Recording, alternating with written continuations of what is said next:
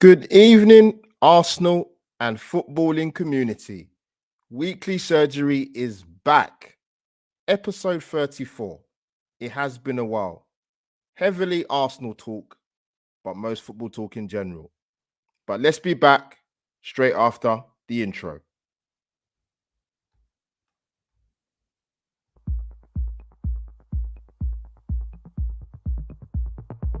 Footballing community. Waiting time is now over.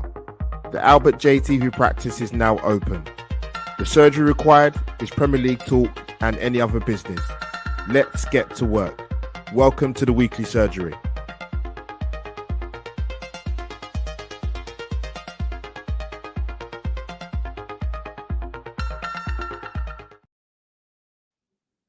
Yes, people, welcome back. Thursday night live from the Albert J TV household, rocking the black and yellow for weekly surgery.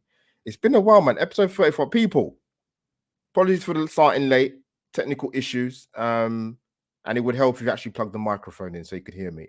So, people, obliterate the like button, share on Twitter, like on Facebook, smash the like on YouTube and all the other platforms. And obviously, all the listeners, this will go out on the Spotify and the Apple downloads and wherever you get your audio platforms from. Yeah, listen, man. I wanted to do a show the day before the transfer window closes because I looked at time and availability when I could do, when I couldn't, for tomorrow. So can't be done. But I thought I'd do one tonight. Let me come to the chat quickly, man. Let me come to the chat quickly. Yes, like and subscribe. Exactly. Big up to you for joining me. JC, Arsenal Analyze. Welcome, man. It's been a long time, bro. Long time. Yeah, look, I had a bit of a sort of a rethink at the start of the season, what to do with the channel, sort of going forward this season. And there are some avenues that can help you to get a bit more engagement out there. So the YouTube shorts and the we finally decided to bite the bullet with TikTok, going back to last season, has been very helpful. But yeah, man, there's a lot to talk about, man. Where do I start for weekly surgery? I'll get the easy stuff out of the way first. So, Carabao Cup, or Carabao Cup, as they say, we have drawn and got a home tie against Bolton. Now, there's two ways to look at this for me. Obviously, I'm in a couple of group chats, Arsenal group chats, with a lot of Arsenal fans that go home and away, up and down the country and abroad. But in terms of domestic competitions, I'm sure if it had been an away fixture, they're looking forward to getting an away fixture to a ground they've probably not been to before. So that is absolutely fair enough. And I guess for the people that are going to find it difficult to get tickets this season to go and watch Arsenal at the Emirates, which has obviously been the case for a few seasons with the new ballot system, you've got an opportunity to go, even though it may be against, or let me get this right, people. People tell me in the chat if I'm wrong. Bolton are League One now. If I've got that right. If they're in the Championship, I apologize, but I'm sure it's League One. So we've got home tie against Bolton. Got an opportunity to get tickets. The games will be commencing for round 3 of the Carabao Cup on the 16th of September and the 23rd of September. You know what? If I can manage to finish work a little bit early, possibly, if tickets are available, you might see me there, people. So if you see me around, come and say hello. Come and say hello. So yeah, we've got Bolton in round 3. There you have it, people. What can we talk about next? Right. What are we going to talk about, people? I would say I want to talk about the transfers and obviously the Champions League draw. Of course. How could I forget that, man? Albert JTV, are you joking? Let's get that up on screen, man. Obviously, we've got a new format for the Champions League. I just saw about 10 minutes ago the home games and the away games we've got. We'll get it up on screen. So Arsenal have drawn, if I can even see it myself, and people, sorry if you can't see it, I'll watch it on YouTube, but you probably already know who we're playing. We have Paris Saint-Germain, Inter Milan, Shakhtar Donetsk, Atalanta, Dynamo Zagreb, Sporting Lisbon, Monaco, and Girona we have. Now, if I got this right, I did take a picture and a screenshot who we have. So bear with me, people. I'm going to quickly get that up to see who we've got. Right. So our home games in the Champions League is PSG, Shakhtar Donetsk, Dynamo Zagreb, and Monaco. And the away games are Inter Milan, Atalanta, Sporting Lisbon, and Girona. Now, I know the Arsenal boys, who I'm in a couple of group chats, will be very happy with the away games because I don't think any Arsenal fans, tell me if I'm wrong, in the chat or watching this live, that you've gone to an away ground, Atalanta away in Italy, and obviously Girona as well. I'm sure some of them have been to Inter Milan and Sporting Lisbon, but that's one for the bucket list, people. Atalanta and Girona for the away games in the Champions League. New format. I'll gauge what Arsenal fans feel in terms of the draw generally. I'll look on this sort of the cesspit of Twitter stroke X to see what the general feeling and mood is. Some people said they'll take that. I've seen there's some dishy ties with some of the other teams that have been drawn in the competition, but we'll see, man. Let's be honest. One of probably the main reasons are the drivers behind expanding the format of the Champions League. Listen, some people are reticent to change, but I get why they wanted to sort of revamp it. And of course, there's got to be some kind of financial element to it in terms of the new format for the Champions League, which is not a surprise. Not a surprise, but I'll analyze it a bit more. But yeah, listen, there's some tasty home games, man. If you can get a ticket for PSG when it does come out, who wouldn't want to go and watch that? But yeah, there's some good games there, man. Like I said, for the away supporters, there's some good games to go to. First time grounds, I guess so as well. Let me come to the chat quickly. So we'll touch on the transfers. Don't worry about that, man. Jesus, man. There's so many different ways I can sort of talk about it. Bolton light work. So let me know if Bolton League One or Championship. I'm sure it's League One. I'm sure. If I've got that wrong, I apologize to the Bolton faithful. I do. How confident are you on our games in UEFA Champions League? Off the naked eye, because I was at work today. Not as late as I was yesterday. Oh God, that was a late finish. You know what? Arsenal analyst, stroke JC. Ask me in a couple of days' time. But my initial thought is it's doable. It's doable to get through to obviously the knockout stages. But with the Champions League, it's a tough one, man, because it's a cup competition. Anything can happen. Anything can happen generally. But listen, we'll take the draw. We'll take the draw. Like I said, we had a new format. I want to know what people thought. I don't know who watched it live, because obviously they had the was it like sort of the computer generated system to do the draw, and obviously it saves a lot of time, man. Could you imagine doing the old format and drawing the balls out the hat for the amount of teams having it now? It would have taken forever. I think they said it would have taken quite a few hours. It's a bit save a bit of time, but listen, manageable draw. There's some humdinger ties in there, which is going to be the case, but it's a humdinger draw. But the main reason for talking about doing weekly surgery episode 34, people smash a like, as I've already said, is obviously transfer talk and a little bit of a preview for the Arsenal Brighton game. Let's get into transfer talk, man. Where do I start? So, what are your thoughts about the window, people? We are a date. We've got obviously the rest of tonight and tomorrow. You're going to see a lot of bulletins, news flashes, a lot of content, a lot of text, a lot of notifications. Oh God, I feel like the African version of Jim White. This was the last day transfer window, but with Arsenal, thank you for letting me know. Division 1. I thought so. They've got a good stadium there. They should be in the Championship really with their fan base, Bolton, but who knows? We'll see. There's different ways I can tackle this with the Arsenal transfers. And I asked the question, obviously, what have you made out of the window out of 10? And I'm sure you'll give your definitive answers tomorrow. I have to say, going into the window, and I've said this on multiple different channels as well as my own. I was looking at Arsenal in terms of what we do in terms of moving players on. And not only doing that, getting monetary value in, because we've been way behind the 8 ball for too long, for many, many seasons. We talk about the days of moving on players and paying players to leave or letting people wind down their contracts. That had to stop. That cannot happen anymore. And I wanted to see that.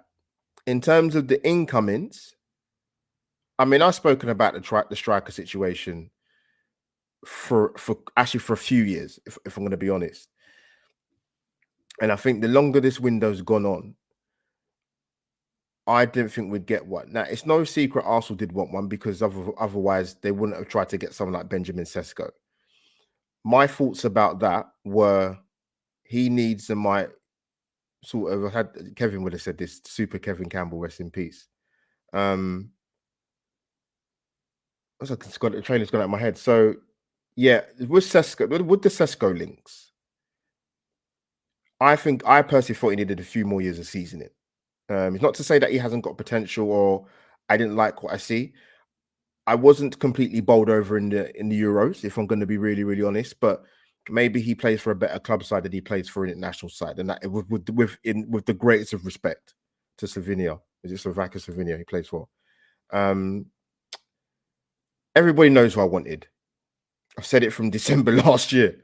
Victor Gyökeres, because I think he would have been ideal for us. I think he would have fitted in perfectly. He can play across the front three. I would have him more centrally personally. Good pace, goal machine and assist machine. Perfect. The release clause has always been the same from what I've read. It's £87 million. Osherman would have cost a lot more. And then you're talking about wages. But with Osherman, I'm going to be honest with you, and this might surprise people, obviously being a fellow Nigerian. I've never been totally sold or convinced about him with the links with him coming to Arsenal. And that's not recently. I'm talking about when they even first started. I don't know what it was, mate. I don't know what you guys feel in the chat and watch this live on the X feed and watching it on Facebook and watch it back. I just maybe it was just gut feeling just telling me, I'm not sure, man. I'm not sure. Maybe the fellow Nigerian brothers would probably want to kill me, man. But I just wasn't hook, line, and sinker as I have been with Gyökeres. And I always said it, no disrespect to Ivan Toney or Ollie Watkins, but maybe just my fascination with trying to order over to Gyökeres, but I don't think that will happen. So I was kind of looking at it from in the window in the sense that if you're not going to get a quote unquote out and out forward, number 9, we need to get a wide forward. Now, people might say to me, yeah, but you're crazy. Look at the amount of goals you scored last season. I'm not talking about that. I'm talking about scoring goals in clutch moments where there may be games where we only get 1 or 2 chances and we need that gunman, as put in the chat, to put it away, to put it in the back of the net. One of the hardest positions to fill in the pitch is to put the ball in the back of the net and having a striker. I look at our options across the front 4 or 5, what we want to call it. Martinelli, lack of confidence, decision-making is still poor. Saka, goals and assist machine. Jesus, can't keep him fit, even with a pre-season looking sharp. I don't know how serious the injury is. Havertz, you play him. I think he's probably been told, if you're going to play, you're playing as a 9. Fair play. For me, misses a lot of chances. But then there's time to convert him, but misses a lot of chances. Made the reference point in the Euros. He should have been top goal scorer, Kai Havertz. Plethora of chances. Loads. And for me, I wanted a striker, and if it wasn't going to do it, get a wide forward. There's been talks of Kingsley Coman. I think that'd be a very difficult deal to do, just purely because of the time frame we got till tomorrow. I threw a wild card about 4 or 5 weeks ago. Didn't know what his contract situation was. Brian Mbeumo. There's talk of obviously Adeloma Lookman, who I would personally like if that was possible, but I don't think that would happen. I mean, I think Atalanta slapped like a £51 million bounty on his head for him to be. I think there's rumors like PSG wanting him. So the wide forward for me was a must if we're not going to go and get a main man. And we've left it a little bit late. And I think for some Arsenal fans looking sort of across the social media feeds is they feel a little bit underwhelmed. And I do get it. I'm not going to completely dismiss that out of hand. But I'll sort of look at it from both sort of points of view. But let me come to chat quickly before I ramble even more on and on. Arteta's getting a new contract. Something's been going up. I think that contract offer has been on the table for a lot longer than, even though it's been reported quite recently. I think it's been there quite a while. We know the Cronkies are very happy with Mikel Arteta and he's not going to go anywhere.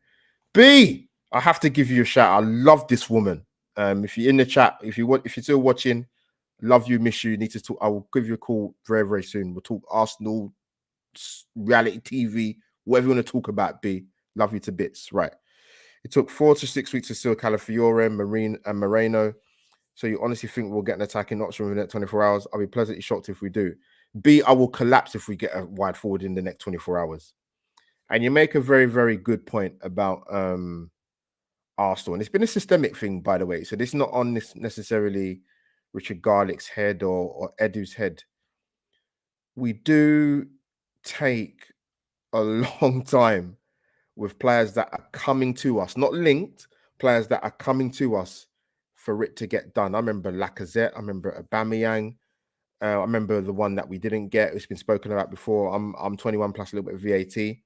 Anybody who's above the age of probably 30, 35, 2 words, Gary Cahill.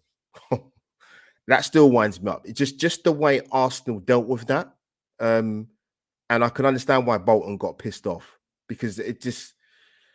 And then he went to Chelsea for about 8 million. He was a good centre half, Gary Cahill. Say what you want to say about him. He was a very good centre half at Bolton, and he was. And I wanted him at Arsenal. We just made a complete pig's ear of that. And we do take long. The Calafiore deal, the Mikel Moreno deal. We got them over the line. We got them done. But that's something probably going forward as a fan I want to look at and think, why are we taking so long to get these deals done? I'm not an expert. I'm not a negotiator, but it does appear systemically with Arsenal, it takes a very, very long time to get our deals over the line. I could think there's probably more out there. Put them in the chat, people. So B, I'm 100% with you with that. So there's talk of the goalkeeper situation. Obviously, that's the most recent one. I'll come to that. Aaron Rambo Ramsdale, people. Where do I start? So he's obviously going to go to Southampton. The deal's probably worth up to a total of £25 million. And I think Arsenal fans, I've seen a lot of people toing and throwing on social media, saying that we should have got more, not just for him, Eddie Nketiah's and the Emerson Rose. I'm going to touch on that, and I'm going to try and break it down the best as I can in my own humble opinion. With Ramsdale, you have to bear in mind, he's not been in the Arsenal first team for the best part of the season. We bought David Raya during the last summer transfer window, and he played a couple of games, Ramsdale, and you knew the writing was on the wall. So it's very difficult to demand more than £25 million. Yes, he's an England international, but he's behind Jordan Pickford. It's very difficult to command in excess of 25, 30 million pounds for a goalkeeper that hasn't played football for a season. Is down the pecking order. Your stock falls considerably. And to add even more onto that, when you're a fringe player, to try and get in excess of 30 million plus was never going to happen. So from that point of view, I think Arsenal done well. And it's probably around the ballpark figure of what we paid for him. What is it, 24, 25, 26 million we paid for him? So for that, for me, I wish him well. 100% wish him well. He was loved by a lot of Arsenal fans in the Arsenal fan base.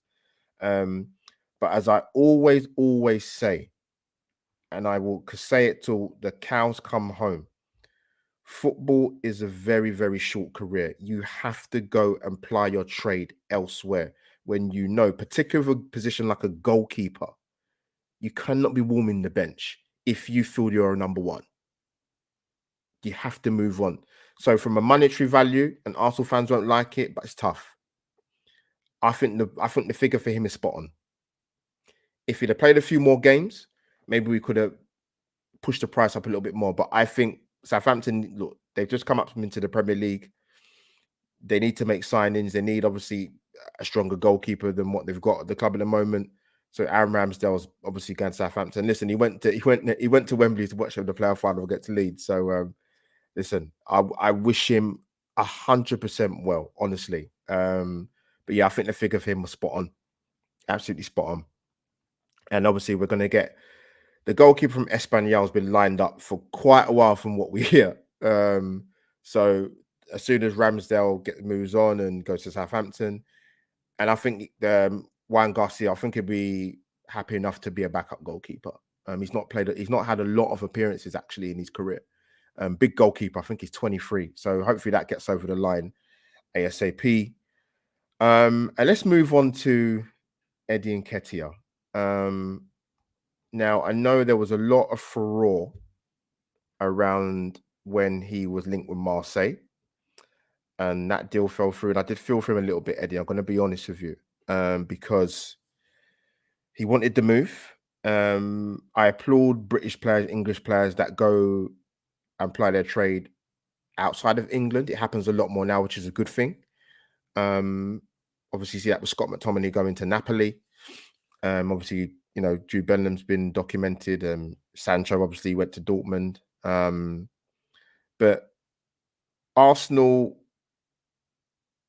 have to take we have to give them a little bit of credit because they stood firm against a lot of unrest from Arsenal fans with regards to the Marseille deal, a few million here or there. Arsenal said no, if you want him, you pay the money. I understand why Marseille might have thought 19 goals in 116 games. We're not paying what you want, and the deal was scarpered. And then Nottingham Forest came in, was willing to pay the money. I don't personally think Eddie probably wanted to go there. I don't know. I think there might have been an issue more so on the player side of it. So as an Arsenal fan, I was thinking, I do think he'll go, but we're cutting this very, very, very fine. And Palace come in and stump up the cash. Listen, the one thing is, Crystal Palace have always had an interest in Eddie Nketiah. That goes back to even when Patrick Vieira was at Crystal Palace in his first season. And that was for a lot less money. I think they're talking around about 10, 15 million back then. So Arsenal to get I'll tell you something now, and I don't know what you guys think in the chat. I think for Eddie Nketiah's goals record at Arsenal, for Arsenal to get up to £30 million is exceptional business with his goals record alone. Gets to stay in London. You go and play for a new manager under Glasner. They've got it looks like they might keep hold of Mark Gay as well, which is big for them. Eze's still there. Mateta's on goal scoring form out of his life. So it's a good move for Eddie. Really good. He's not a kid anymore. You know, he's had a lot of opportunity at Arsenal, and he's just not at the required level. It can happen. It's football. But listen, Arsenal done very, very well to get that money for him. And obviously you talk about ESR as well. I thought the figure was spot on. And I'm sort of going to lump Ramsdale, Emil Smith-Rowe, and Nketiah in the same sort of bracket. And what I mean by that, and let me give you a bit of context to it. For Arsenal to got the money they've got in terms of everything, add-on sales, but whatever it is, bonuses, appearance time, whatever it may be, Southampton staying up in the league, whatever it may be, for Arsenal to get the money they've got for those players, who are fringe players, by the way, they don't get into Arsenal's first 11, full stop. I think for Arsenal to get that money has been excellent. If I'm going to be really, really greedy, I would like to see a little bit more. I thought maybe possibly Zinchenko or Kivior might be moved on. And I thought this over quite a while. This is not a knee-jerk thing for me to say. But and obviously they've got a little bit of chicken change for is it Brook Norton Cuffy? I can't remember what club he went to. Please tell me, people, in the chat, because I completely forgot. It's not Girona, is it? Is it? Double check that for me. But they got a little bit of money for him. Obviously, Patino, again, stock falling. Was it £1 million? And I think the only other potential player they could have moved on, for a value would have been Reece Nelson, and somehow he still managed to stay at the club. But listen, if Arsenal do some last-minute shopping at Harrods, man, and bring somebody in, I'd expect probably Reece Nelson to go the other way. One in, one out. But Arsenal left it really, really late. And I can understand why some Arsenal fans or sections of our fan base have found the window underwhelming. Now, I'm assuming they're looking at it from a point of view where the players coming in, Calafiore, So looking forward to seeing him play more in the Arsenal shirt. Mikel Moreno, looking forward to seeing him play. We've got a big side Arsenal, 6'2", 6'3", physically imposing side, man. Saliba, Gabriel, Calafiore, Moreno, Declan Rice. We're looking good, man. We won't be bullied anymore. But that's my only gripe. I'd have liked to have seen Arsenal get a smidgen more money in. But for the context of it, the players we've moved on, they're fringe players. We can't command more. We can't come out with fantasy football FPL prices for the likes of ESR and Eddie and Aaron Ramsdale because they're not first teamers at Arsenal. The only way you're going to command ridiculous money for Arsenal players is if you sell Saka or Odegaard. Then you're talking in excess of 80 million, 90 million. Then that's serious dough. Do you understand? So let me come to chat quickly, man, because I don't want to do a long one. I'm starving. People retweet on the old X3. Let me see if I can get it up. Give me 2 moments, people. Give me 2 seconds. Albert JTV is multitasking right now as we speak. Where are we? Let me see. Give me 2 secs, people. And we are done. Let's come back to my amazing chat people in the box. Right, let me scroll back up. Evening to everybody in the chat on this late Thursday evening or night, should I say? Big up to you, man. Answers on a postcard. It doesn't look likely. Or get a wife forward. The Arsenal just. I hope they're cooking something, man. Barbecue, jollof rice, chicken, Chinese, whatever they're cooking, just cook something, man. Love Rambo, but you know, Saints are close to my heart. They are. Get that ticket, B. Get that ticket. Win-win for me, of course. I agree, Cam. Wide forward. Do you think Arsenal might make? Do you think Arsenal might make a surprise? Audio listeners, I'm just going through the chat box to speak to my amazing people. Make a surprise out of the blue signing via release clause. If so, who would you pick? Realistic forward versus winger. I mean, I reeled off some names. I mean, wide forwards. Bakayoko plays from one side of the pitch really for PSV. And you know, you don't buy someone like him as a backup. Brian and Burma, who I like, but you know, with Tony going, he's going to be the main man now. Kingsley Coman, obviously, Adeloma Lookman. Those are the ones at the top of my head. Arsenal analyzer, man. Those are the ones at the top of my head. I would have loved Lookman. I don't know if he was actually really available. Listen, my phone notifications are going to be on, man. Tomorrow, even at work, I'm going to be checking that phone, man. Checking that phone. Go on, Russ. That's it, man. We've cleared out a lot in the last 3 years. We need to strengthen up, top up now. We have cleared a lot out, and that's the thing, Russ. When I always make this comparison. Now I know the clubs I'm talking about spend a lot of money. Your Chelsea's, your Cities. You look at the players that moved on. City, Ferran Torres, Sterling, Zinchenko, Jesus. Julian Alvarez. I mean, the money they got for him was insane, man. Wow, for someone that's actually a fringe player, but he, you know, I mean, World Cup winner. You know, they got the treble 2 seasons ago, technically now. Chelsea, Abrahams, Fikayo Tomori, Kurt Zuma, Mason Mount. They just pull in, and Arsenal are so far behind, but.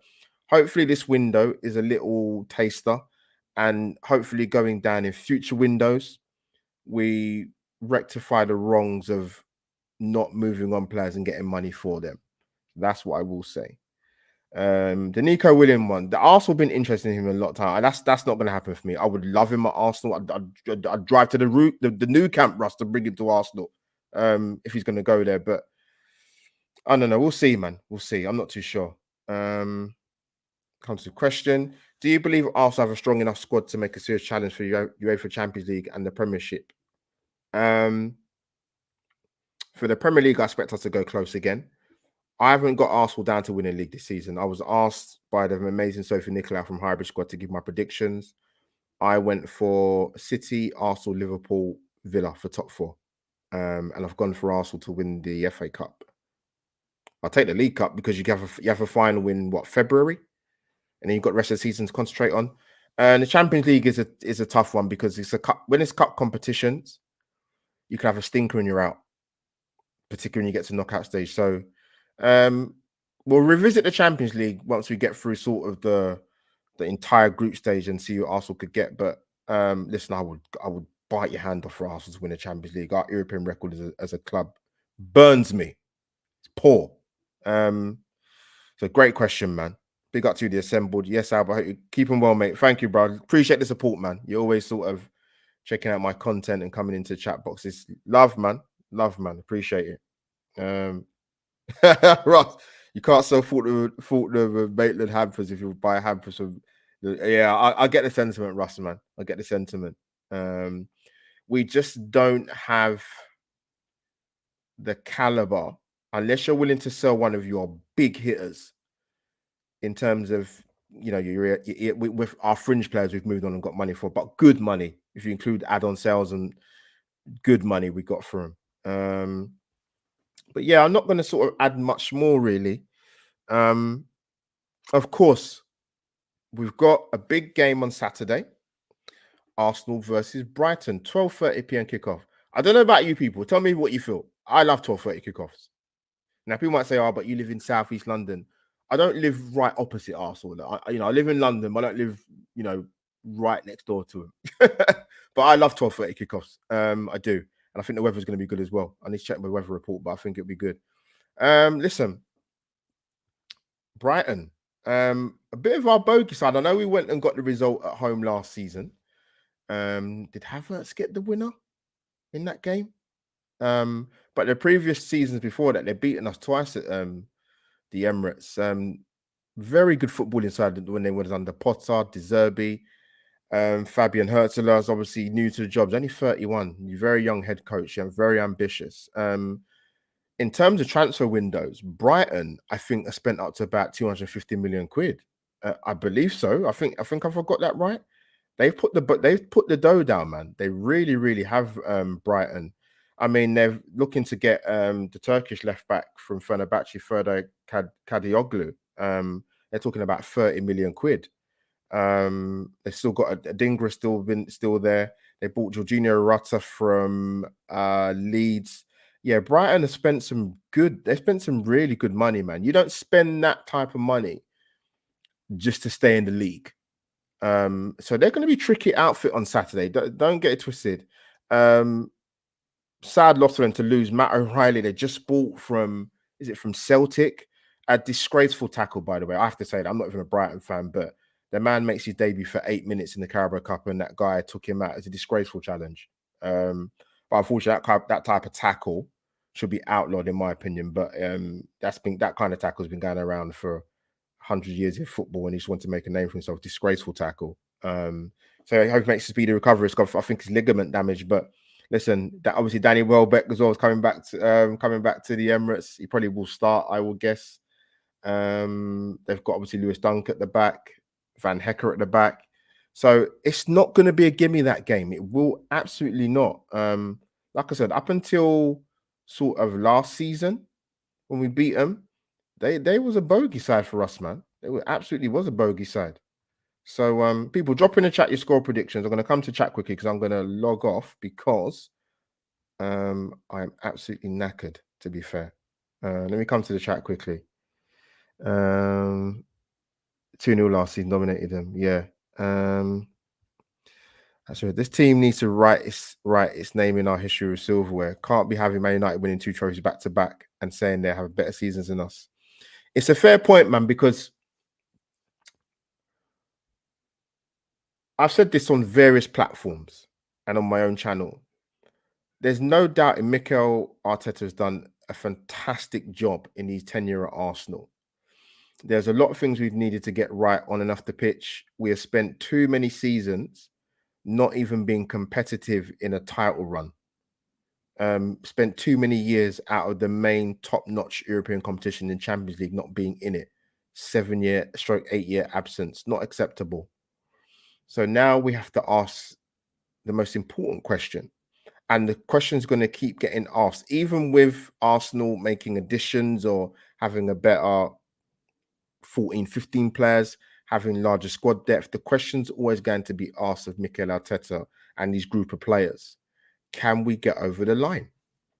Because there's not a lot of players in our squad, if we're going to be really, really honest, that have had a career of winning trophies.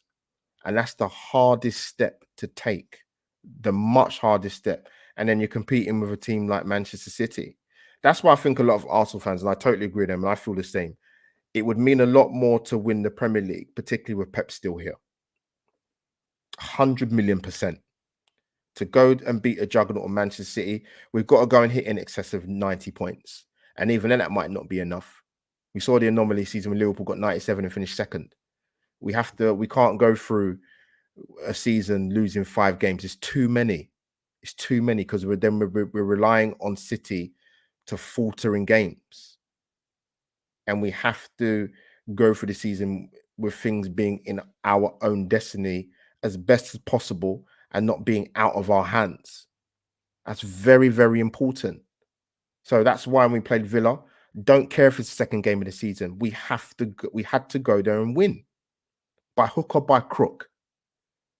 We weren't brilliant, but you saw the difference when Arsenal got the goal to go 1-0 up. Villa got to come out and play a bit more. They've got to open up a little bit more. Saka came into the game a bit more. Ødegaard had a bit more space. The trio combination with Ben White, Saka, and Ødegaard. Trossard comes on and makes a difference. So that for me is where I kind of sit with it as the things I've reeled off. But yeah, the question is going to keep getting asked of Mikel Arteta. Can he get us over the line? And it's fair enough. Let me come to the chat quickly. Score prediction. I saw 3-1 on Saturday. I am going to go. Oh God. Love another clean sheet, got to be honest. I'm going to go 2-1 to Arsenal for Saturday. What's my opinion on Arteta getting a new contract before the season ends? It's not a surprise. We've seen the way the Cronkies are with Mikel Arteta. They love him. The contract talk's been spoken about for quite a while. I think sometimes the timing's not great, but I understand why they're going to offer one. But I was on board in terms of we've got to win a trophy last season. And I don't say that with a view that to sack Mikel Arteta, because that won't be my decision. It won't be our decision in the chat. It'll be the guys upstairs, the Cronkies, and whether they would be willing to bite the bullet and move him on. But you don't get the impression they're going to do that. So I'm not surprised he got offered a contract. He's done good things, but he got just to get over the line. And I'm sure they're telling him that. They're not just sort of patting him on the back and well done for making us competitive. No, they want silverware in the bank. And too right. That's the right mentality we should have as fans, 100%. People, I'm going to make a move and divert. But what I want to say before I go is big up to the people in the chat. The interaction has been first class from what I could keep up with. Big up to the people watching on the Twitter/X feed. Smash a like on Facebook if you haven't done already. And also, obviously, obliterate the like button on YouTube. And if you need a little bit of a reminder, if you don't know what to do by now, people, this is what you should be doing. If I can find it. There you go.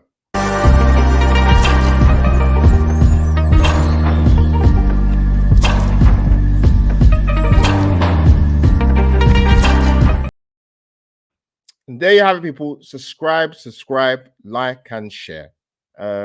People, get your virtual waves and goodbyes in, because Albert JTV is going to be out in about 2 or 3 minutes' time. But yeah, I'll be at the game on Saturday.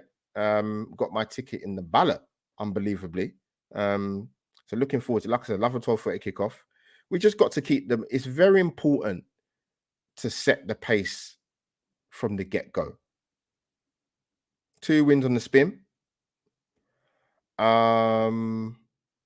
Clean sheets. And we go again on Saturday. So big up to people for when I do see you. Look out for more content, YouTube shorts, TikTok posts, Twitter feeds, everything and above, people. So like I said, smash the like, Guys, big up to you, man. Thank you, like I said, once again for joining the chat. And that is Albert JTV over and out for Weekly Surgery, episode 34. And audio listeners, like I said at the beginning of the stream, you won't be forgotten. This will be put out on the audio either later tonight or I would do it first thing in the morning. Probably more so later tonight. But people, that is Albert JTV over and out for Weekly Surgery, episode 34. See you soon, people. God bless.